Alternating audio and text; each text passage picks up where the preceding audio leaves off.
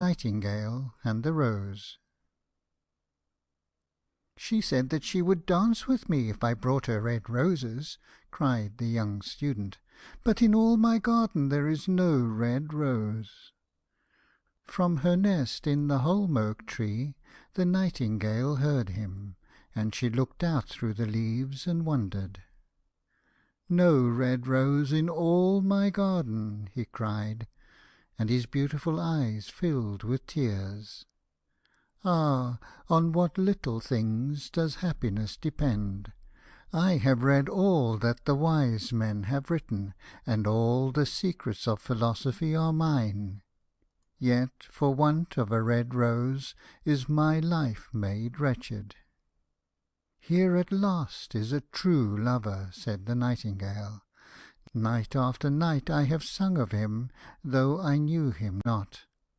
Night after night I have told his story to the stars, and now I see him. His hair is dark as the hyacinth blossom, and his lips are red as the rose of his desire. But passion has made his face like pale ivory, and sorrow has set her seal upon his brow." "The Prince gives a ball to-morrow night," murmured the young student, "and my love will be of the company. If I bring her a red rose she will dance with me till dawn.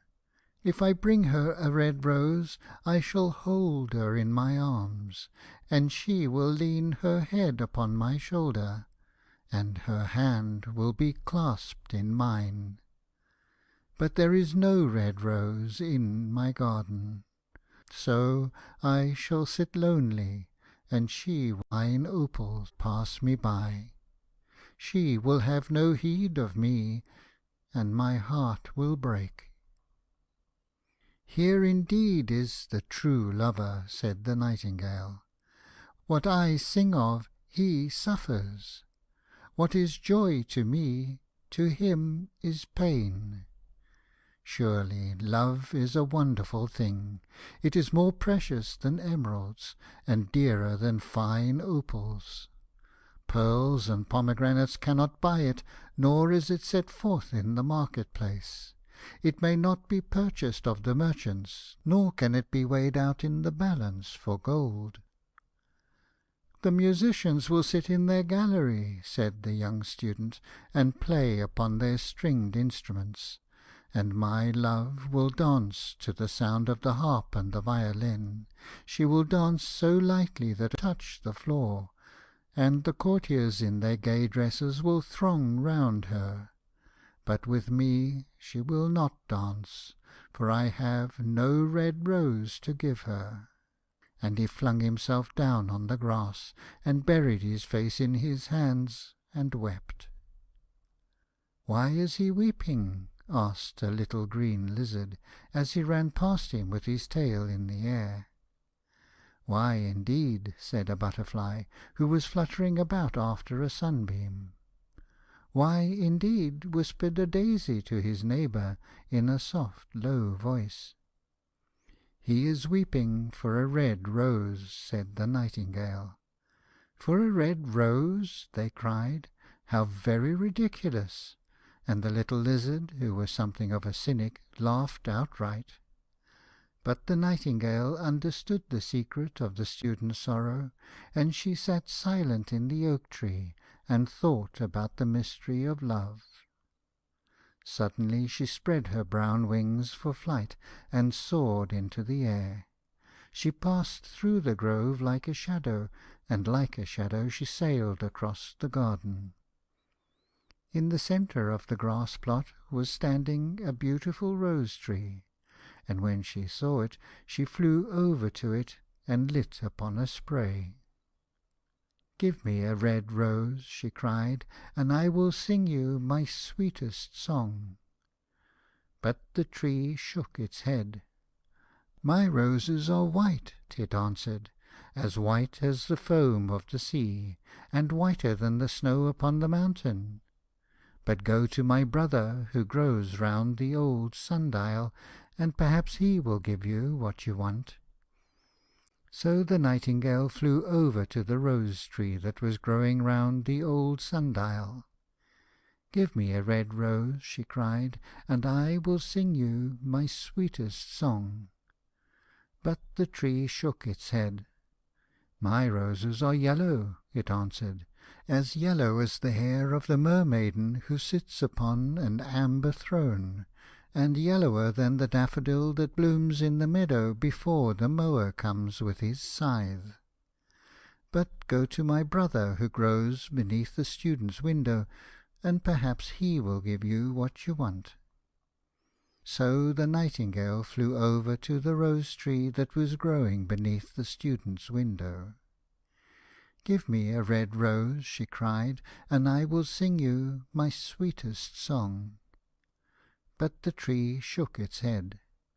"My roses are red," it answered, "as red as the feet of the dove, and redder than the great fans of coral that wave and wave in the ocean cavern. But the winter has chilled my veins, and the frost has nipped my buds, and the storm has broken my branches, and I shall have no roses at all this year." "One red rose is all I want," cried the Nightingale, "only one red rose. Is there no way by which I can get it?" "There is a way," answered the tree, "but it is so terrible that I dare not tell it to you." "Tell it to me," said the Nightingale, "I am not afraid." "If you want a red rose," said the tree, "you must build it out of music by moonlight, and stain it with your own heart's blood. You must sing to me with your breast against a thorn. All night long you must sing to me, and the thorn must pierce your heart, and your life-blood must flow into my veins and become mine." "Death is a great price to pay for a red rose," cried the Nightingale, "and life is very dear to all. It is pleasant to sit in the green wood and to watch the sun in his chariot of gold, and the moon in her chariot of pearl. Sweet is the scent of the hawthorn, and sweet are the bluebells that hide in the valley, and the heather that blows on the hill. Yet love is better than life, and what is the heart of a bird compared to the heart of a man?" So she spread her brown wings for flight, and soared into the air. She swept over the garden like a shadow, and like a shadow she sailed through the grove. The young student was still lying on the grass where she had left him, and the tears were not yet dry in his beautiful eyes. "Be happy," cried the Nightingale, "be happy. You shall have your red rose. I will build it out of music by moonlight, and stain it with my own heart's blood. All that I ask of you in return is that you will be a true lover, for love is wiser than philosophy, though she is wise, and mightier than power, though he is mighty. Flame-coloured are his wings, and coloured like flame is his body. His lips are sweet as honey, and his breath is like frankincense." The student looked up from the grass and listened, but he could not understand what the Nightingale was saying to him, for he only knew the things that are written down in books. But the oak tree understood, and felt sad, for he was very fond of the little Nightingale who had built her nest in his branches. "Sing me one last song," he whispered. "I shall feel very lonely when you are gone." So the Nightingale sang to the oak tree, and her voice was like water bubbling from a silver jar. When she had finished her song, the student got up and pulled a notebook and a lead pencil out of his pocket. "She has form," he said to himself, as he walked away through the grove. "That cannot be denied to her. But has she got feeling? I am afraid not. In fact, she is like most artists. She is all style, without any sincerity. She would not sacrifice herself for others. She thinks merely of music, and everybody knows that the arts are selfish. Still, it must be admitted that she has some beautiful notes in her voice. What a pity it is that they do not mean anything, or do any practical good." And he went into his room and lay down on his little pallet bed, and began to think of his love, and after a time he fell asleep. And when the moon shone in the heavens, the nightingale flew to the rose tree, and set her breast against the thorn. All night long she sang, with her breast against the thorn, and the cold crystal moon leaned down and listened. All night long she sang, and the thorn went deeper and deeper into her breast, and her life-blood ebbed away from her. She sang first of the birth of love in the heart of a boy and a girl, and on the topmost spray of the rose-tree there blossomed a marvellous rose, petal following petal, as song followed song. Pale was it at first as the mists that hangs over the river, pale as the feet of the morning, and silver as the wings of the dawn. As the shadow of a rose in a mirror of silver, as the shadow of a rose in a water-pool, so was the rose that blossomed on the topmost spray of the tree. But the tree cried to the nightingale to press closer against the thorn. "Press closer, little nightingale," cried the tree, "or the day will come before the rose is finished." So the nightingale pressed closer against the thorn, and louder grew her song, for she sang of the birth of passion in the soul of a man and a maid. And a delicate flush of pink came into the leaves of the rose, like the flush in the face of the bridegroom when he kisses the lips of the bride.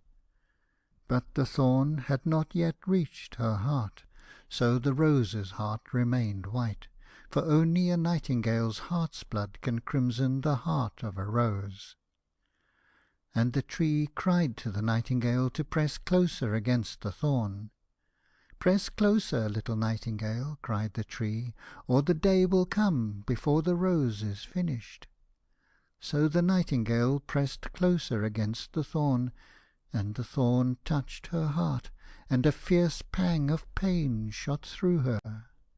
Bitter, bitter was the pain, and wilder grew her song, for she sang of the love that is perfected by death, of the love that dies not in the tomb. And the marvellous rose became crimson, like the rose of the eastern sky. Crimson was the girdle of petals, and crimson as a ruby was the heart. But the nightingale's voice grew fainter, and her little wings began to beat, and a film came over her eyes. Fainter and fainter grew her song, and she felt something choking in her throat. Then she gave one last burst of music. The white moon heard it, and she forgot the dawn, and lingered on in the sky. The red rose heard it, and it trembled all over with ecstasy, and opened its petals to the cold morning air. Echo bore it to her purple cavern in the hills, and woke the sleeping shepherds from their dreams. It floated through the reeds of the river, and they carried its message to the sea. "Look, look," cried the tree, "the rose is finished now." But the nightingale made no answer, for she was lying dead in the long grass, with the thorn in her heart. And at noon the student opened his window and looked out. "Why, what a wonderful piece of luck!" he cried. "Here is a red rose. I have never seen any rose like it in all my life. It is so beautiful that I am sure it has a long Latin name." And he leaned down and plucked it. Then he put on his hat and ran up to the Professor's house with the rose in his hand. The daughter of the Professor was sitting in the doorway winding blue silk on a reel, and her little dog was lying at her feet. "You said that you would dance with me if I brought you a red rose," cried the Student. "Here is the reddest rose in all the world. You will wear it to-night next your heart, and as we dance together it will tell you how I love you." But the girl frowned. "I'm afraid it will not go with my dress," she answered. "And besides, the Chamberlain's nephew has sent me some real jewels, and everybody knows that jewels cost far more than flowers." "Well, upon my word, you are very ungrateful," said the Student angrily, and he threw the rose into the street, where it fell into the gutter, and a cartwheel went over it. "Ungrateful," said the girl. "I tell you what, you are very rude, and after all, who are you? Only a student. Why, I don't believe you have even got silver buckles to your shoes, as the Chamberlain's nephew has." And she got up from her chair and went into the house. "What a silly thing love is," said the Student as he walked away. "It is not half as useful as logic, for it does not prove anything, and it is always telling one of things that are not going to happen, and making one believe things that are not true. In fact, it is quite unpractical, and as in this age to be practical is everything, I shall go back to philosophy and study metaphysics." So he returned to his room, and pulled out a great dusty book, and began to read. End of The Nightingale and the Rose. This LibriVox recording